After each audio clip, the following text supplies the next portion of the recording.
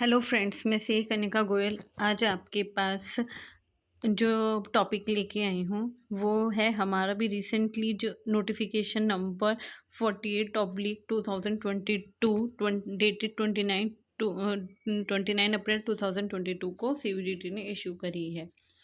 Friends, इस notification में आगे बढ़ने से पहले मैं आपको कुछ थोड़ा सा बैकग्राउंड क्लियर कर देती हूँ इसके रिगार्डिंग।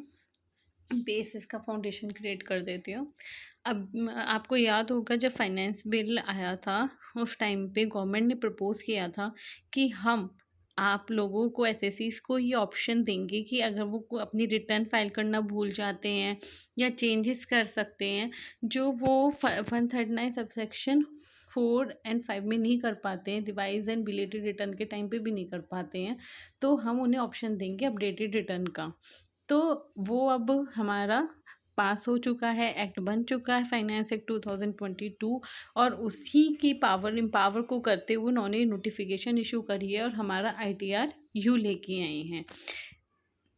ओके, चलिए अब हम आगे पढ़ते हैं। ये थोड़ा सा हो सकता है वीडियो थोड़ी लंबी हो जाए, बट होप सो आपके लिए ये रेलिवेंट रहेगी। In the exercise of the power confirmed by the subsection 8A of the 139 read with the section 295 of Income Tax Act, the CBDT hereby make the following rule further to amend the Income Tax Rule 1962। Okay, और वो rule कौन सा लेके आए?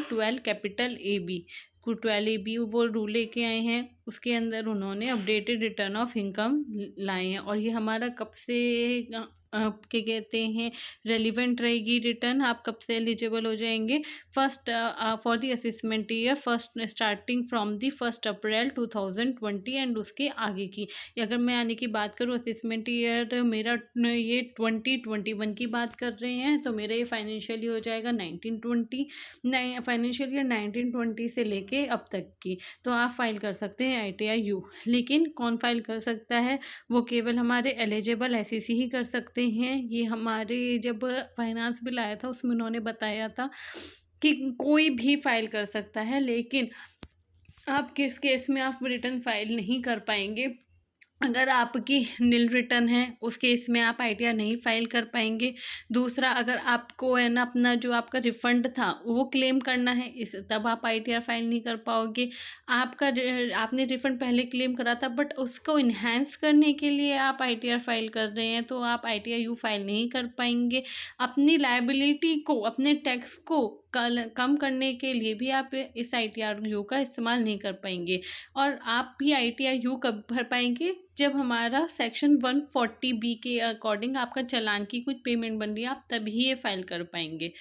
ठीक है, तो यानी कि इन शॉर्ट अगर आपकी कोई पेमेंट लाइबिलिटी बन रही है, आप उसे इन्हांस करना चाहते हैं, अपना रिफंड को कम करना चाहते हैं, तो ही आप तो ही आप आईटीआर यू फाइल कर पाएंगे। अभी हम आगे भी देखेंगे। अगर किसी पर्सन के ऊपर सर्च एंड सीजर एप्लीकेबल हो गया है, असेसमेंट उसकी चल रही है, सर्च एंड सीजर हुआ है, तो भी वो एसएससी एलिजिबल नहीं होगा आईटीआर यू फाइल करने के लिए। ओके गाइस, अब ये आईटीआर हम देखते हैं कब कब फाइल हम कर सकते हैं।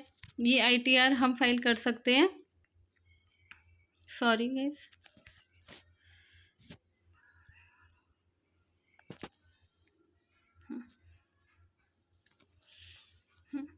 ये हम आईटीआर कब फाइल कर सकते हैं? ये आईटीआर हम तभी फाइल कर पाएंगे जब हमारे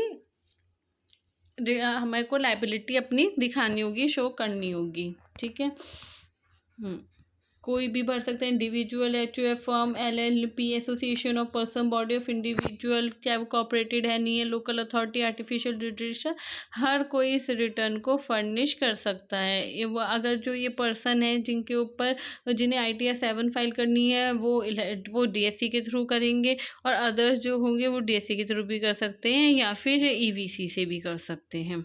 ठीक है, अब ये हम आगे बढ़ते हैं। इसमें हमारा है ये फॉर्म, ये इन्होंने फॉर्मेट दे दिया है आईटीआर यू का। इसमें सबसे पहले तो वो हमसे एक नॉर्म, और देखिए आप इसमें देख सकते हैं इसमें 12AC रूल का भी जिक्र हो रहा है जो इन्होंने इंसर्ट करा है, अमेंड करा है।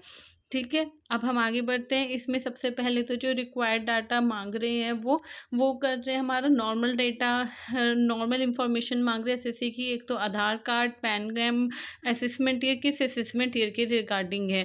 Whether the return previously filed for the assessment year, जैसे अगर आपने सपोज़ पहले एक ओरिजिनल रिटर्न फाइल करी थी, तो आप लेकिन अब उसमें चेंजेस करना चाहते हैं, तो अगर आपने पहले रिटर्न फाइल करी थी तो आपको उस पे टिक कर देना है, येस कर देना है। अगर नहीं करी है तो फिर नो। अगर आपने करी थी तो फिर 139 सबसेक्शन 1 में करी थी, यानी कि ड्यू डेट के अंदर ही अंदर करी थी, या फिर अदर्स में करी थी, ये हमें आगे करना है। ठीक है, और उसके बाद एक्नॉलेजमेंट नंबर, अगर आपने करा था फाइल तो एक्नॉलेजमेंट नंबर जो हुआ होगा वो आपको शो करना है। ठीक, और अब आपको ये भी बताना है इसमें आगे जाके कि आप है ना किस लिए ये रिटर्न फाइल कर रहे हैं, कि आप कैसे इस एलिजिबल हैं इस रिटर्न को फाइल करने के लिए।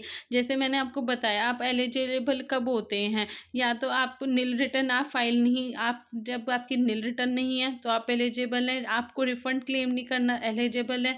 लायबिलिटी आपकी कम नहीं होगी रिटर्न फाइल करने से आईटीआरयू से, तो आप एलिजिबल हैं। ठीक है, या फिर आपका सर्च एंड सीजर नहीं चल रहा है, सर्च एंड सीजर नहीं हुआ रेलेवेंट असेसमेंट ईयर के लिए, तो आप फाइल कर आराम से कर सकते हैं। तो यहाँ पे आपको है ना, जब आप ये फॉर्म भरेंगे तो आपको टिल डाउन ऑप्शन आ जाएंगे, तब आप अपना रिस्पेक्टिव बताएंगे उस पॉइंट में कि आप क्यों एलिजिबल हैं आईटीआरयू फाइल करने के लिए।